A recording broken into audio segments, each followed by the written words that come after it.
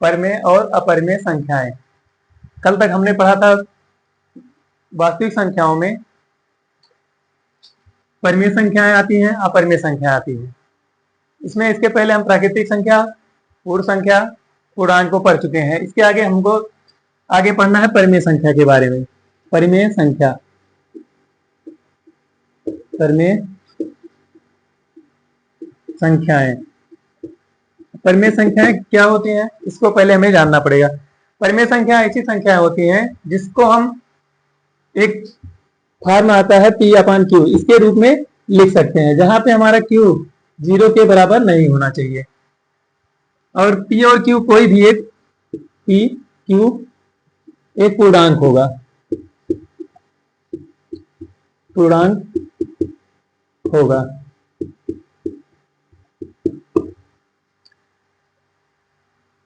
जैसे इसका एग्जांपल देखते हैं, 1/2 लिख देंगे, 3/5 लिखते हैं। माइनस में भी अगर कोई संख्या आती है उसको भी लिखते चले जाते हैं। इस प्रकार से कोई भी अगर संख्या हमको दी गई है तो संख्या हमारी परिमेय संख्या कहलाती है। परिमेय संख्या में इतना ही हमको ध्यान देना है कि अगर कोई भी फ्रैक्शन दिया गया हो, चाहे P/Q लिया जाए, चाहे A/B के रूप में दिया जाए, इसका डिनोमिनेटर मतलब हर इसका क्या होना चाहिए, हमेशा कोई भी इंटीजर होना चाहिए, लेकिन 0 नहीं होना चाहिए। बाकी जैसे भी रखना है, P के जगह पे हम कुछ भी इंटीजर, कोई भी इंटीजर लिख सकते हैं, मतलब कोई पूर्णांक रख सकते हैं। और उसके बाद Q के जगह पे 0 के अलावा बाकी कोई भी पूर्णांक रख सकते हैं।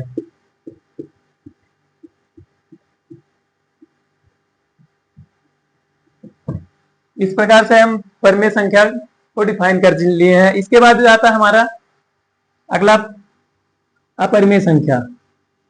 अपरिमेय संख्या,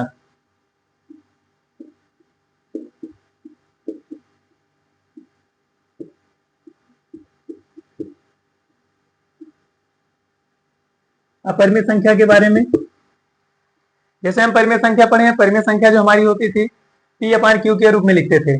इसका सेम उल्टा, जैसे P/Q के रूप में अगर कोई भी संख्या हम रखते थे, इसको हम बोल देते थे परिमेय हो गई। लेकिन अगर इस फॉर्म में ना लिखा जाए तो जो संख्या हमें मिलेगी वह संख्या अपरिमेय संख्या कहलाएगी, अपरिमेय संख्या कहलाएगी। जैसे एग्जांपल इसका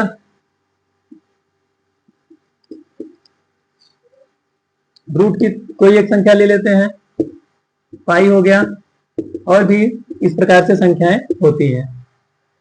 परिमेय और अपरिमेय संख्या में इतना ही फर्क है, बस P/Q Q not equal to 0 होना चाहिए। अब यहाँ एक आता है पाई। पाई अगर कहीं पे दिया गया है, इसका मान 22/7 होता है, लेकिन फिर भी ये हमारी संख्या अपरिमेय संख्या होती है, अपरिमेय संख्या होती है। अगर कोई कहते कि 22/7 दिया गया है तो इसलिए हम क्या परिमेय को ले सकते हैं। अगर 22/7 दिया है तो इसका ये पाई का मान है, लेकिन एग्जैक्ट मान हमको नहीं देता। इसका जब डिफाइन करेंगे 3.14 ऐसे करता चला जाएगा, लेकिन एग्जैक्ट वैल्यू इसकी निकल के नहीं आएगी। इसलिए क्या होती है, पाई हमेशा अपरिमेय संख्या होती है। हम परिमेय और अपरिमेय संख्या को पढ़ चुके हैं। इसके पहले हम पढ़े थे प्राकृतिक संख्या, पूर्ण संख्या, पूर्णांक, और उसके बाद हमारा आता है अगली संख्या जो आएगी प्राइम नंबर। अगली संख्या हमारी है प्राइम नंबर, जिसको हम बोलते हैं अभाज्य संख्या, अभाज्य संख्या।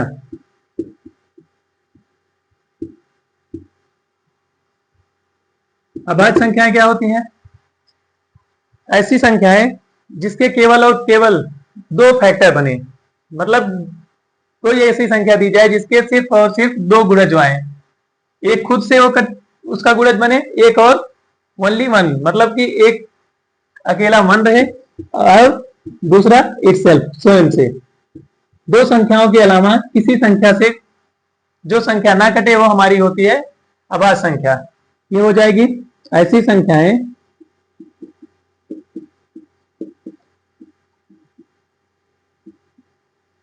जिसके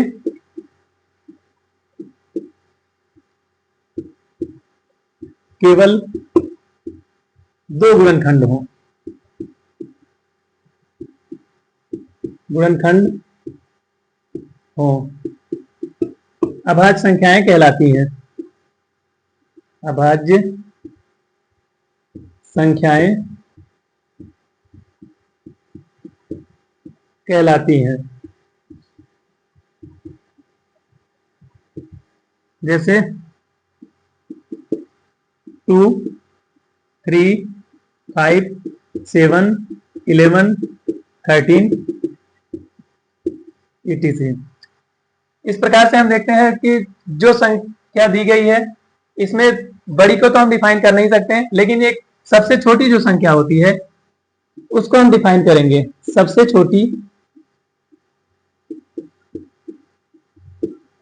अभाज्य संख्या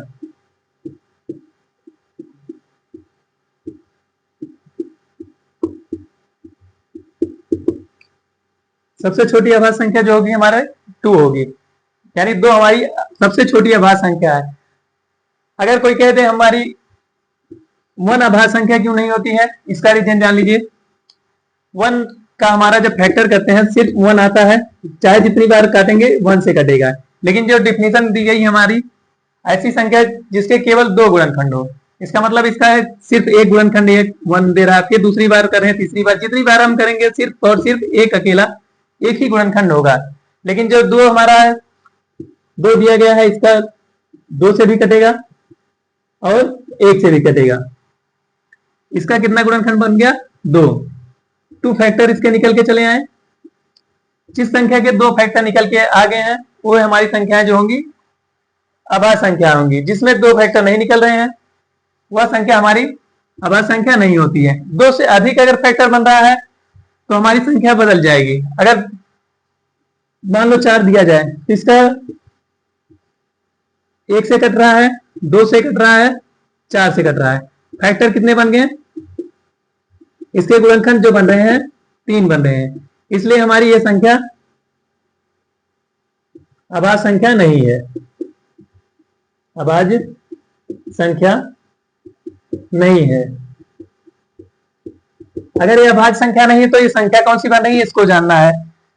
हम पहले पढ़ लिए अभाज्य संख्या। अभाज्य संख्या के बाद जो 1, 2, 3 तक आ गए, 3 के बाद हमारी 4 जो आ गई, 4 अभाज्य संख्या में नहीं आती। अगर 4 अभाज्य संख्या नहीं आ रही है तो इसको क्या नाम देंगे, इसके लिए हम आगे पढ़ते हैं। इस प्राइम नंबर के बाद हमारा आता है कंपोजिट नंबर। कंपोजिट नंबर, जिसको हिंदी में बोलेंगे समग्र संख्याएं।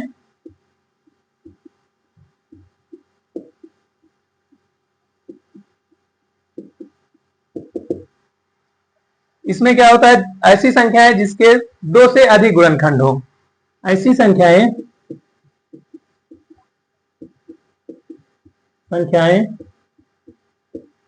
जिसके 2 से अधिक गुणनखंड हो।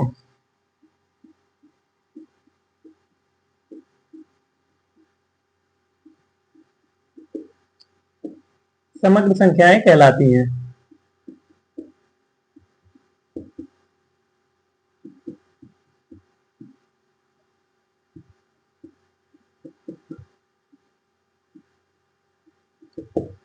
जिसमें 2 से अधिक गुणनखंड हो, इसका मतलब क्या हो गया, हमारा 1 का तो नहीं होता था, 2 का 2 गुणनखंड होता था, 3 का 2 होता था। इसके बाद आती थी संख्या 4। 4 के गुणनखंड कितने बनते थे? 1, 2, 4। इसके गुणनखंड हमारे बनते थे 3। 3 गुणनखंड बन गए, इसका मतलब ये हमारी कंपोजिट नंबर के अंतर्गत आ जाएगी। समग्र संख्याएं 3 गुणनखंड।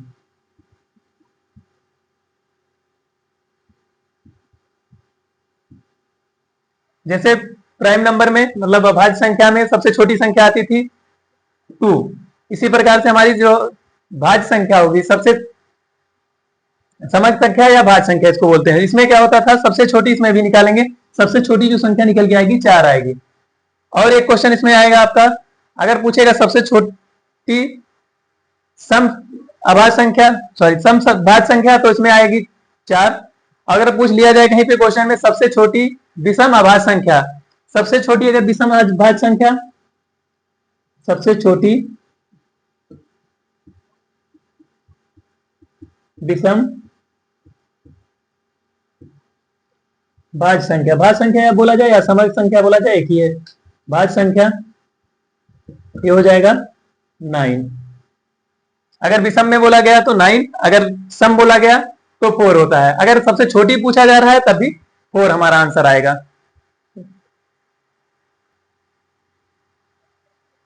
हम यहां तक पढ़ चुके हैं कि सम संख्या, सॉरी सम संख्या विषम संख्या हमारी बची है पढ़ने के लिए, और बचा है सहभाज्य संख्याएं।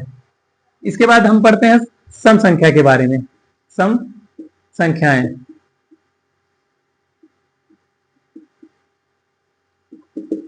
जिसको बोलते हैं इंग्लिश में इवन नंबर, इवन नंबर्स। सम संख्या क्या होती है? जैसे पहले हम पढ़े भाज्य संख्या, अभाज्य संख्या, प्राकृतिक संख्या, पूर्ण संख्या, इसी प्रकार से हमारी अगली संख्या जो निकल के आती है सम संख्या। सम संख्या ऐसी संख्या होती है जो 2 से कट जाएं। ऐसी संख्याएं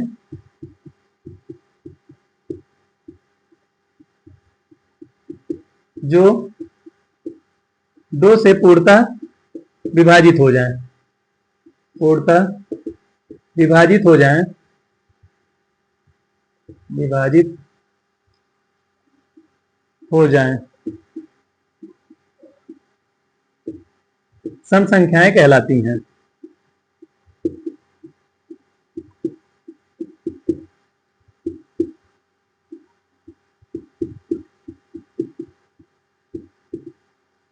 दो से कटने वाली संख्याएं कौन कौन सी होंगी? जैसे 2 हो गई, 4, 6, 8। इस प्रकार से 2 से जो भी संख्याएं कट रही हैं सब हमारी सम संख्याएं होंगी। सम संख्या के बाद आएगी विषम संख्या। विषम संख्याएं, ऑड नंबर्स।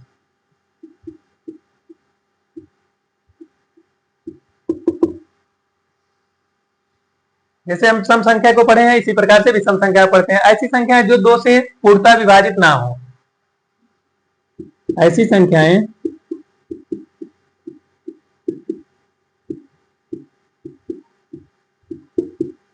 जो 2 से पूर्णतः विभाजित ना हो,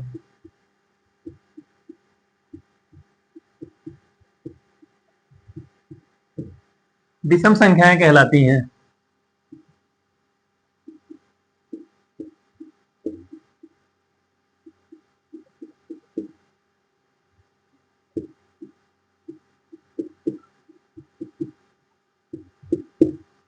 जैसे हमारा हो गया 2 से नहीं कटने वाली संख्याएं 3, 5, 7, 9, 11।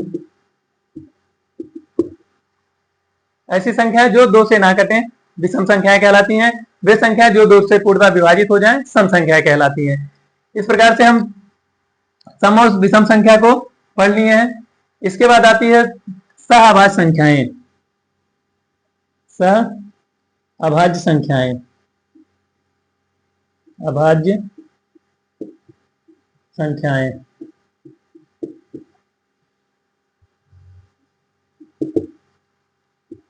को प्राइम नंबर,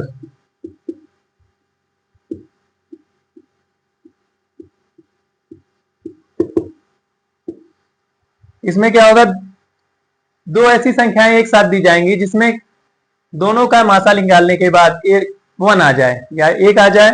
इसमें जो संख्या दी जाएंगी जरूरी नहीं कि दोनों अभाज्य संख्या ही हो। जैसे 4 और 9 हमारा दे दिया गया, इन दोनों के बीच का एचसीएफ निकालने के बाद एचसीएफ 1 आना चाहिए। अगर एचसीएफ 1 आ गया तो ये संख्या हमारी सहअभाज्य संख्याएं होंगी। अगर एचसीएफ 1 नहीं आता तो वे संख्याएं सहअभाज्य संख्याएं नहीं होंगी।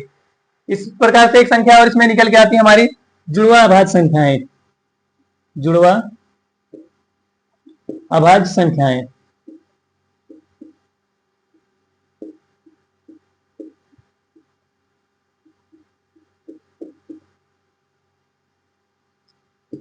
ये होता है इंग्लिश में twin prime number, twin prime numbers. सहआभाज्य संख्या होती है और जुड़वाभाज्य संख्या, दोनों कहने के लिए सेम प्रोसेस पे चलेगा, लेकिन थोड़ा सा डिफरेंस दोनों में है। इसमें क्या होता था, सहआभाज्य संख्या में दोनों के बीच का एचसीएफ होना आता था, लेकिन जो जुड़वा प्राइम नंबर होंगे, जुड़वाभाज्य संख्या होंगी, इसमें भी वही है, दो संख्याओं के बीच का मासा मतलब एचसीएफ एक आएगा, लेकिन इन दोनों के बीच अंतर 2 का होना चाहिए। दो संख्या दी गई हो, दोनों का अंतर अगर निकाला जाए तो 2 आए, और एचसीएफ निकालने के बाद 1 अगर आता है तो ये हमारी संख्या है, तो इन प्राइम नंबर्स के अंतर्गत आती है। इस प्रकार से अगर 3 5 हो गया, 5 7 हो गया, इसमें भी वही है, 7 - 5 करते हैं 2 आ जाता है, और 7 और 5 का एचसीएफ निकालते हैं, एचसीएफ तो हमारा 1 देता है। ये दोनों संख्याएं हमारी 3 5 हो गया, 5 7 जुड़वाभाज्य संख्याएं हैं। जितनी भी जुड़वाभाज्य संख्याएं होती हैं, इसको हम सहआभाज्य संख्या मान सकते हैं। इस जितनी भी संख्याएं रहेंगी सबको सहआभाज्य संख्या बोल सकते हैं, लेकिन सभी आभाज्य संख्याएं जो सहआभाज्य संख्याएं दी गई हैं, सभी आभाज्य संख्याओं को हम जुड़वाभाज्य संख्या नहीं बोल सकते हैं।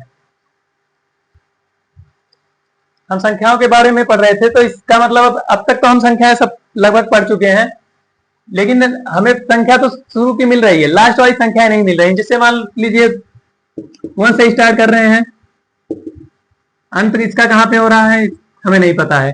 0 से जो संख्या हो स्टार्ट हो रही है उसका भी अंत नहीं पता है, ये भी अनंत तक जा रहा है। माइनस में भी संख्या अगर जा रही है 0 के नीचे -1 -2, इसका भी अनंत माइनस अनंत तक जा रहा है, ये भी अंत नहीं पता है। लेकिन जो सबसे छोटी संख्याएं होती हैं, सब संख्या जितनी भी दी जाएंगी, बड़ी संख्या को हम नहीं ज्ञात कर सकते, इसको सीधा आंसर आएगा, ज्ञात नहीं कर सकते। लेकिन अगर सबसे छोटी संख्या पूछेगा, सबसे छोटी संख्या हम बता सकते हैं। जैसे प्राकृतिक संख्या, सबसे छोटी प्राकृतिक संख्या, सबसे छोटी प्राकृतिक संख्या, प्राकृतिक संख्या अगर सबसे छोटी प्राकृतिक संख्या पूछ रहा है तो हमारा 1 हो जाता है, जिसको इंग्लिश में बोलेंगे smallest natural number, natural number, ये हमारा 1 आ गया। और एक 0 आता था, ये भी सबसे छोटा पूर्ण संख्या होती है। सबसे छोटी पूर्ण संख्या, सबसे छोटी पूर्ण संख्या, अगर सबसे छोटी पूर्ण संख्या पूछा जा रहा है तो 0 हो जाएगी। सबसे छोटी आभाज्य संख्या पूछी जाए, सबसे छोटी आभाज्य संख्या, सबसे छोटी आभाज्य संख्या हमारी 2 होती है। अब सबसे छोटी भाज्य संख्या पूछी जाए, सबसे छोटी भाज्य संख्या,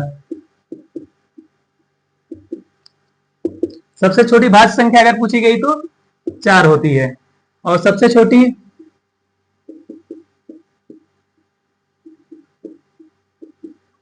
समभाज्य संख्या पूछी जाए, समभाज्य संख्या, ये भी 4 ही होगी। और अगला आता है सबसे छोटी विषम भाज्य संख्या, सबसे छोटी विषम भाज्य संख्या, विषम भाज्य संख्या, अगर ये पूछा गया तो हमारा आंसर 9 आ गया।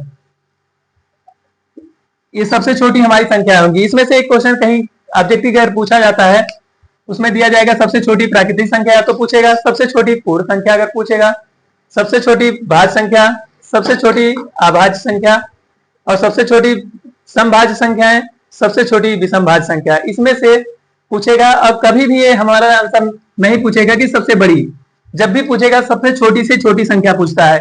इसमें से एक क्वेश्चन कहीं भी पेपर अगर कोई देने जाता है तो हर पेपर में लगभग एक क्वेश्चन कहीं ना कहीं से नंबर सिस्टम से जरूर आएगा।